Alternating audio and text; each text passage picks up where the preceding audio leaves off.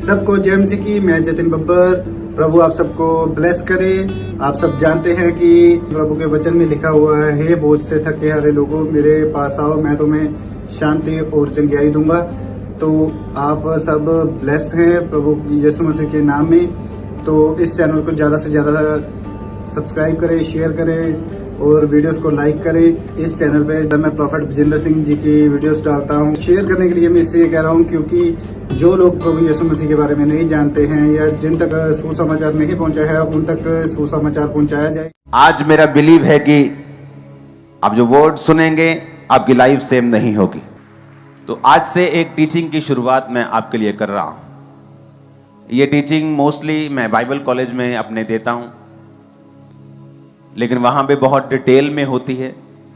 तो थर्सडे मैं वो ही देने की कोशिश करूंगा, लेकिन चाहे हम उतनी डिटेल में ना जा सकें, लेकिन वो इतना होगा कि आपकी लाइफ जरूर बदल जाएगी। हमें ये समझने की जरूरत है कि जो कुछ आपको चाहिए वो सारा कुछ इस पवित्र बाइबल में मौजूद है। आपको स्पिरिचुअल तरक्की चाहिए, आपको फिजिकल हीलिंग चाहिए, आपको फाइनेंशियल बरकत चाहिए, आपको फैमिली की ब्लेसिंग चाहिए, वो सारा कुछ बाइबल में मौजूद है। लेकिन उसको प्रैक्टिकली अपनी लाइफ में लागू कैसे करना है और उसका फायदा कैसे लेना है, वो बहुत से क्रिश्चियंस को मालूम नहीं है। क्योंकि जो कुछ परमेश्वर ने उनके लिए अवेलेबल किया है उसका वो फायदा नहीं उठा रहे, और वही संघर्ष जो अन्य जातियों की लाइफ में है वही संघर्ष क्रिश्चियन लोगों की लाइफ में भी है। क्योंकि उनको लगता है कि वो भी संघर्ष कर रहे हैं और मैं भी संघर्ष कर रहा हूं, क्योंकि हमारा देश, हमारा मोहल्ला एक ही है, हमारा प्रोफेशन एक ही है। क्योंकि देश की इकोनॉमी खराब है, फलाने देश की आज मंदी चल रही है, अमेरिका में मंदी चल रही है, तो इस अमेरिका में मंदी चल रही है क्योंकि मेरे देश में मंदी चल रही है, इसलिए मेरे सामने वाले बंदे का भी वही प्रोफेशन है, वही बिजनेस है, मेरा भी वही है, हम दोनों में मंदी चल रही है। लेकिन वचन क्या कहता है? अगर आप बाइबल को ध्यान से पढ़े तो वचन कहता है कि जब अब्राहम के समय में मंदी पड़ी, इसहाक के समय में मंदी पड़ी, तो वचन कहता है अब्राहम और इसहाक 100 गुना फलों को लेके आए, वहां की सरकारों से भी अधिक वो अमीर हो गए और ब्लेस्ड हो गए, और उन फैमिन का, अकाल का और मंदी का उनके जीवन और उनके परिवार के ऊपर 1% भी फर्क नहीं था। रीजन क्या था? अगर आप इन व्यक्तियों को ध्यान से पढ़े तो रीजन ये था कि ये व्यक्ति परमेश्वर के वचन को अच्छी रीति के साथ जानते थे और समझते थे, और ये परमेश्वर के वचनों के साथ जुड़े हुए थे। हालेलुया। जब 31 नाइट को मैंने आपको बताया था कि मैं इस प्रोफेसी को खुल के नहीं करूंगा, लेकिन आने वाले समय में यह साबित हो जाएगी कि जब महामारी आई तो आपने कुछ लिया तो उसके बाद क्या हुआ। अब वही कंपनियां कह रही हैं जिन्होंने उन चीजों को बनाया कि इनको लेने से ब्रेन में प्रॉब्लम हो सकती है, हार्ट में प्रॉब्लम हो सकती है, क्योंकि लोगों को हो रही है। और यह चीज आपको 31 नाइट को मैंने बताई थी, और 2024 में और 25 में ये न्यूज़ आती रहेंगी आपको। ये एक प्रोफेसी है, ये एक प्रोफेटिक वर्ड है। ये वो प्रोफेटिक वर्ड नहीं जो फेसबुक से लिया और फेक दे दिया। ये वो है जो किसी स्टडी से नहीं दिया जा सकता, जो दर्शनों के द्वारा या स्वप्नों के द्वारा परमेश्वर आपसे बात करता है। लेकिन इससे भी बड़ी प्रोफेसी है, ये छोटी प्रोफेसी है, इससे भी बड़ी प्रोफेसी है। वो पता है क्या है? बाइबल है आपके हाथ में, उसको उठाओ जरा। ये आपके लिए आपकी सबसे बड़ी प्रोफेसी है, बिगेस्ट जो आपके हाथ में है। ये आपके लिए प्रोफेटिक है। आपके लिए, आप प्रोफेसी मांगते हो ना, परमेश्वर इंटरेस्टेड नहीं है इतना जितना आप समझते हैं आपको इंडिविजुअल बात करने में कि मैं आपसे पास आऊं और आपको कहूं। बाइबल कहती है ऐसा करो, मैं भी करता हूं ऐसा। कितने मेरी बात को समझ रहे हैं? ये भी प्रोफेसी है जो मैंने आपको दी थी और मैं आज भी आपको दूंगा। Individual prophetic word, general prophetic word, सबके लिए प्रोफेटिक वर्ड। लेकिन जो बिगेस्ट प्रोफेसी है वो आपके हाथ में पकड़ी हुई आप, ये आपके लिए बिगेस्ट प्रोफेसी है। आप क्या हैं इसमें लिखा हुआ है, क्या बन सकते हैं लिखा हुआ है, कौन से बंधनों को तोड़ सकते हैं, लिमिटलेस हो सकते हैं, इसमें लिखा हुआ है। लेकिन बाबाओं ने, लोगों ने आपको आदत डाल दी है कि वही आपसे बात करें, और आपको समझ नहीं आए कि नए नियम का विश्वासी इस तरह की आत्माओं से नहीं चलता। नया नियम के विश्वासी को प्रॉफिट से चलने के लिए नहीं बनाया गया। कलीसिया में प्रेरित होंगे, हां होंगे, प्रॉफिट्स होंगे, पास्टर्स होंगे, लेकिन नए नियम के विश्वासी को आत्मा की अगुवाई के साथ चलने के लिए भी बनाया गया है। और ये रियलिटी है। चर्च में मैं आपको प्रोफेटिक वर्ड देता हूं, हां देता हूं, ऐसे ऐसे प्रोफेटिक वर्ड मैं खुद हैरान होता हूं कि मैं सो रहा हूं, मुझे सपना आ रहा है कि पंजाब में ऐसा होगा, और मैं उसी वक्त लाइव होके बता रहा हूं, और 4 दिन बाद न्यूज आती, जबकि किसी को मालूम नहीं था। ये एक अलग, ये भी प्रोफेटिक वर्ड है, लेकिन जो आपके हाथ में बाइबल है, ये आपकी लाइफ का बिगेस्ट प्रोफेटिक वर्ड है। आप चाहे कुछ भी कर सकते हैं इससे। मैं आपको सच कह रहा हूं, जिस दिन आपको ये पढ़ने की आदत लग जाएगी और इसके साथ समय बिताने की आदत लग जाएगी, आप चाहे आज बाइबल पढ़ते हो और इसको समझते ना हो, लेकिन जैसे जैसे आप इसको पढ़ते जाएंगे और परमेश्वर की उपस्थिति में समय बिताते जाएंगे, ये आपको समझ भी आती जाएगी, ये आपसे बात भी करेगी, आपकी कमियों को भी निकालेगी, आपको प्रोफेटिक वर्ड भी देगी, आपकी अगुवाई भी करेगी, सुरक्षित भी रखेगी, और परमेश्वर के साथ आपको जोड़े भी रखेगी। मोस्टली जो दुनिया के जेन्युइन प्रॉफिट्स हैं, जो जेन्युइन प्रोफेसी करते हैं, वो वचन के साथ बहुत समय बिताते हैं। जब आप वचन के साथ ज्यादा समय बिताने लगते हैं, तो परमेश्वर देखता है कि ये मेरे लिखे हुए वचनों के साथ बहुत समय बिता रहा है। तो आप नोटिस करेंगे, जो लोग बाइबल ज्यादा पढ़ते हैं उनको दर्शन भी ज्यादा आने शुरू होते हैं, सपने उनके चेंज होना शुरू जब आप बाइबल पढ़ने लगते हैं, क्योंकि लिखित वचन को पढ़ने से आपका जो आत्मिक एटमॉस्फेयर है आपकी लाइफ का, वो चेंज होना शुरू हो जाता है। आप अपनी सोल को फीड करना शुरू कर देते हैं। कई बार जब कुछ दिनों तक आप खाते नहीं, आपकी बॉडी में एक बेचैनी फील होती है, आपको कमजोरी फील होती है, क्योंकि आपने बहुत दिनों से खाया नहीं, या आपने मिस कर दिया, आप बिजी हो गए। और उसी तरह से आत्मा की जो सोल है, जो आपकी स्पिरिट है, उसका खाना बाइबल है। कई बार आप बिजी हो गए और आपने बाइबल पढ़नी बंद कर दी, आप देखेंगे कि आपकी आत्मा में, सोल में एक अजीब सी बेचैनी होती है। जब आपकी जो सोल है, आपकी स्पिरिट है, उसका खाना वचन है, प्रेयर नहीं है, फास्टिंग नहीं है, वचन उसका खाना है। जब आप वचन को नहीं खाते, उसको फीड नहीं करते, एक अजीब सी बेचैनी आपकी लाइफ में रहती है। दूसरा, आप प्रभु से डिस्कनेक्टेड रहते हैं। जब आप बाइबल को नहीं पढ़ते हैं, तो होता क्या है कि जो अगुवाई परमेश्वर ने आपको देनी होती है, और एक संतुष्टि जो शरीर की होती है, जैसे जब आप अच्छी तरह से डाइट को फॉलो करते हैं, आपका शरीर जब हेल्थी फील करता है, आपको अंदर से एक संतुष्टि फील होती है कि आज मैं बहुत हेल्थी फील कर रहा हूं। उसी तरह से आपकी स्पिरिट जब हेल्थी फील करती है और संतुष्ट और कंटेंट फील करती है, फिर वो एक्यूरेट पोजीशन में होती है कि वो परमेश्वर की बात को सुन सके। और जब आप परमेश्वर की बात को सुन के चलते हैं, जो मसले आपके सामने ही होते हैं, कई बार सॉल्यूशन आपके सामने होता है। वचन क्या कहता है? वचन कहता है कि जब अब्राहम ने हाजिरा को अपने आप वहां से निकाल दिया अपने घर से, सारा के कहने पर, तो सारा और उसका बेटा जब जा रहे थे, हाजिरा रोने लगी। हाजिरा और उसका बेटा जब जा रहे थे, तो वो रोने लगी, और परमेश्वर ने, दूत ने प्रकट होकर उसके बोला कि परमेश्वर ने तेरे रोने रोने को नहीं परमेश्वर सुनता। इसलिए नहीं कि वो रो रही थी, प्रभु का दूत प्रकट हो गया, उसने कहा तेरे बेटे की प्रार्थना सुनी। बेटे को प्रार्थना करनी कहां से आती थी? क्योंकि वो अब्राहम के साथ रहता था। आप नोटिस करेंगे, एक व्यक्ति जो इतना अच्छे कैरेक्टर का या इतना अच्छा व्यक्ति नहीं है, लेकिन जब वो धर्मी लोगों के साथ रहना शुरू होता है, उस पर भी मसा आ जाता है, चाहे वो इतना कैरेक्टर का अच्छा नहीं है, मसा फिर भी उसकी लाइफ में एंटर करना शुरू करता है। बाइबल कहती है, शाऊल जब अभिषेक होकर शमूएल से वापस जा रहा था, तो वचन कहता है कि जब नबियों का दल उससे मिला, तो शाऊल भी नबूवत करने लगा। तो कहावत चली कि शाऊल भी नबियों में से है, नबियों का है। तो इसका मतलब जो संगति होती है वो आपके ऊपर इफेक्ट करती है। तो वचन कहता है कि जब उसका बेटा प्रार्थना करने लगा, क्योंकि उसने अब्राहम के साथ रहकर सीखा हुआ था, तो प्रार्थना परमेश्वर ने सुनी, और परमेश्वर ने आकर उसकी मां के दूत को भेजा और उसकी मां की आंखों को खोला। कौन सी आंखों को? लिखा उसकी आंखों को खोला, क्योंकि रोटी और पानी खत्म हो गए थे, कि परमेश्वर ने उसकी आंखों को खोला और उसको एक कुआं दिखा। वो कुआं तो पहले भी वहां मौजूद था, ऐसा तो नहीं था कि कुआं तब परमेश्वर ने नया पैदा कर दिया।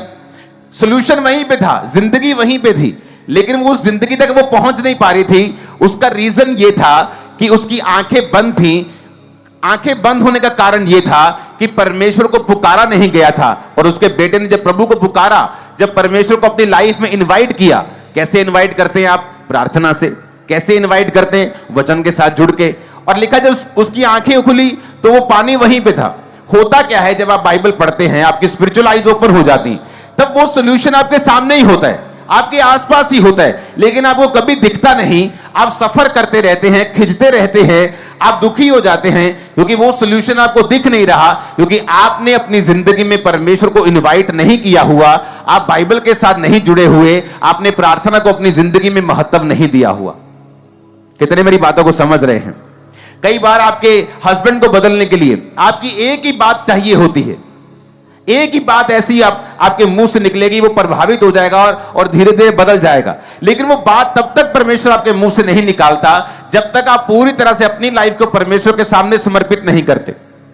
फिर आप हैरान होते हैं कि मैंने जैसे प्रार्थना करनी शुरू की और बाइबल पढ़नी शुरू की, कैसे परमेश्वर ने मेरे शब्दों को बदल दिया। और मैंने अपने पति से बात की, मैंने अपने भाई से बात की, ये मसीह में नहीं था, लेकिन इसका दिमाग चेंज होना शुरू हो गया। क्यों? क्योंकि उन शब्दों के ऊपर परमेश्वर ने अपना अधिकार कर लिया, आपके दिमाग पर परमेश्वर ने अपना अधिकार कर लिया। क्यों? क्योंकि आपने उसे मौका दिया, आपने अपने सोल को खाना दिया, वचन दिया, वचन को पढ़ना शुरू किया, पापों से तौबा की, प्रार्थना करनी शुरू की। परमेश्वर ने आपके माहौल को चेंज किया और परमेश्वर ने वो बदलाव किया जो आपकी लाइफ में चाहिए था। कितने मेरी बातों को समझ रहे हैं? तो आज मैं आपको आपके ग्राउंड बना दूंगा। और आपने नोटिस किया होगा कि डिलीवरेंस वीक्स जो पिछले साल हुए थे, अब तक उनकी टेस्टिमनीज को हम पाते हैं कि मेरे घर में 20 साल से शराब था, मेरे घर में 15 साल से शराब था, मैं डिलीवरेंस वीक्स के दौरान आया था और मेरी लाइफ चेंज हो गई। मैं आपको बता रहा हूं, अब वही थर्सडे आ चुके हैं, आपकी लाइफ कभी सेम नहीं रहने, कभी इन जीसस ने। मैं आपको बता रहा हूं, मेरा बहुत सा स्पिरिचुअल असाइनमेंट थी जो मैंने पिछले दिनों में कंप्लीट की है, और मैं आपको बता रहा हूं असाइनमेंट कंप्लीट हो चुकी है स्पिरिचुअल, सारे स्टेप्स परमेश्वर जाहिर कर चुका है। अब हम स्टेप्स लेने हैं और एक ऐसी ग्लोरी तक पहुंचना है जहां ह्यूमन आईज के लिए इम्पॉसिबल है पहुंचना, लेकिन परमेश्वर आपको दिखाएगा उस तक कैसे पहुंचा जाता है। और आमीन, मेरे को ऊंचे वाला चाहिए। हालेलुया, ऊंची आवाज में हालेलुया बोलो जरा। तो आज हम स्टार्ट करेंगे पहला राजा 17 बाब उसकी 1 आयत से।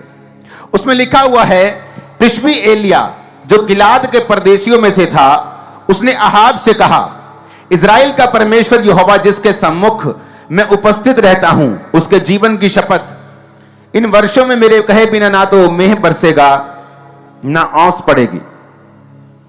तब यहोवा का वचन ये उसके पास पहुंचा, यहां से चलकर पूर्व की ओर जा और करीत नामक नाले में जो यरदन के पूर्व में है छुप जा, उसी नाले का तू पानी पिया कर, और मैंने कौओं को आज्ञा दी है कि वो तुझे खिलाएं। यहोवा का यह वचन पाकर वह यरदन के पूर्व में करीत नामक नाले में जाकर छिपा रहा, और सवेरे और सांझ को कौवे उसके पास रोटी और मांस लाया करते थे, और वो नाले का पानी पिया करता था। यहां पर पहली आयत मैं फिर से आपके लिए पढ़ूंगा। उसमें लिखा है तिशबी एलिया। तिशबी यानी उसके बैकग्राउंड का, जैसे तिशबी लोग, पहाड़ी लोग, हम बोलते हैं इजरायली लोग, हां ऐसे नाम था उस तिशबी एलिया कि नेपाली लोग ऐसे। तो तिशबी एक एरिया का नाम था कि तिशबी एलिया जो गिलाद के परदेशियों में से था, उसने अहाब से कहा। सीधी एंट्री होती है एलिया अहाब, यानी एक प्रभु का दास, दूसरा उस देश का राजा। इज़राइल का राजा और परमेश्वर का नबी, इधर प्रभु का नबी खड़ा है, इधर इज़राइल का राजा खड़ा है। पहला राजा 17 से पहले एलिया का जिक्र कहीं नहीं आता। जिसमें बाइबल कॉलेज में पढ़ाता हूं कि हम ऐसे जनों को पढ़ेंगे बाइबल में जिनसे परमेश्वर ने डायरेक्ट बात की है बोलकर, कि ऐसे ऐसे कौन कौन से जन हैं जिनसे परमेश्वर ने डायरेक्ट बोलकर बात की है। तो बात तो परमेश्वर ने कैन से भी की है, जिसने अपने भाई को मार दिया था। लेकिन हम उन लोगों को पढ़ेंगे जिन लोगों से परमेश्वर ने बात की है और उन्हें एक डिवाइन असाइनमेंट, एक होमवर्क, एक काम, एक बुलाहट दी है। फिर उन लोगों से परमेश्वर ने बात क्यों की है, क्या खासियत थी उन लोगों में, क्या वो आसमान से चुने हुए लोग थे, क्या पहले से चुने हुए लोग थे? क्या पहले से ही ऐसे चुना गया था जब वो पैदा हुए कि इनसे मैं बात करूंगा? क्या ऐसा था या कोई और कारण था? अगर हम मरियम को पढ़ें जिससे परमेश्वर ने डायरेक्ट बात की थी, तो बाइबल कॉलेज में तो उसे डिटेल में पढ़ाया जाता है क्योंकि वहां घंटों होते हैं, लेकिन आपको मैं पढ़ाऊंगा लेकिन कुछ कुछ हिस्सा, लेकिन आपको समझ सारा आ जाएगा। तो बाइबल में लिखा है जब मरियम से परमेश्वर ने बात की तो मरियम ने एक बात बाइबल में लिखी है, उसने कहा परमेश्वर ने जब उसको गर्भ धारण हो गया, जब उसने बात सुन ली दूत की और एक्सेप्ट कर लिया कि मैं यीशु मसीह को पैदा करूंगी, कुंवारी रहकर भी उसको डर नहीं था कि उसका पति जो होने वाला है, उसकी सगाई हो चुकी थी, वो क्या कहेगा, समाज क्या कहेगा। तो बाइबल कहती है, उसने बाइबल में लिखा है कि परमेश्वर ने मेरी दीनता के ऊपर दृष्टि की है। तो मरियम ने उन वचनों में बताया है कि उसकी लाइफ में ऐसा क्या था कि परमेश्वर ने उसको चुना धरती ऊपर कि उसके द्वारा प्रभु यीशु मसीह का जन्म हो।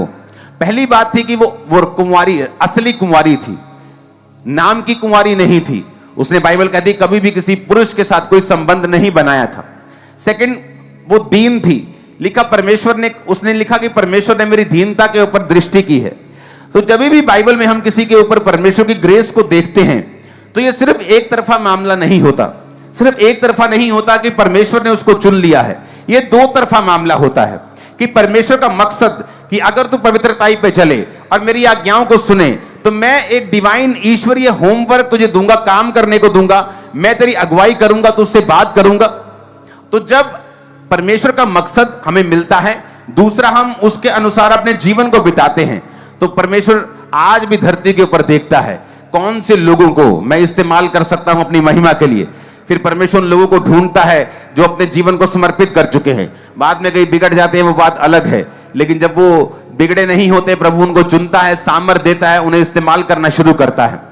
तो ये परमेश्वर का प्लान था। और मरियम ने कहा कि परमेश्वर ने मेरी दीनता के ऊपर दृष्टि की है, अब से सब लोग मुझे धन्य कहेंगे। तो वो वचन में आप पढ़ सकते हैं जिनसे परमेश्वर ने डायरेक्ट बात की है और क्यों की है। ये जीवनियां हम बाइबल कॉलेज में पढ़ाते हैं, लोग और स्टूडेंट्स पढ़ते हैं और उसके बारे में डिस्कशंस होती हैं और स्टडी होती है कि ऐसा क्यों था कि परमेश्वर ने उनसे डायरेक्ट बात की, उनको असाइनमेंट दी, और क्यों था ऐसा, वो सारी चीजों की स्टडी होती है। आज हम स्टडी कर रहे हैं एलिया की। अगर हम एलिया को देखें तो उसकी कोई सी बैकग्राउंड का जिक्र नहीं है, नहीं बताया गया उसका मां कौन था, नहीं बताया गया उसका पिता कौन था, उसका भाई कौन था, वो कहां से आया था। अभी तो जब वो एलिया नजर आया तब तो उसके आई थिंक बाल उड़ चुके थे, वो एक यंग भी नहीं था, आई थिंक यंग उम्र को भी पार कर चुका था। तो एलिया एक ऐसा मनुष्य एकदम से अपीयर होता है, एकदम से जाहिर होता है, ना उसकी बैकग्राउंड, ना माता, ना पिता, ना कोई क्या करता था, कौन सा बिजनेस करता था, कैसे प्रभु ने चुना, कुछ भी बताया, उसकी बैकग्राउंड नहीं बताई गई, लेकिन सीधा उसको राजा के सामने पेश कर दिया गया। बाइबल कहती है अगर तू काम करने में निपुण हो, कौन सा काम, अगर तू परमेश्वर के सामने सही रीति के साथ चले तो परमेश्वर का वचन कहता है कि वो तुझे छोटे लोगों के सामने नहीं, बड़े लोगों के सामने खड़ा करेगा। हालेलुया। अगर आपको अपनी लाइफ का स्टैंडर्ड बढ़ाना है, आपको अपनी स्पिरिचुअल लाइफ का स्टैंडर्ड बढ़ाना पड़ेगा।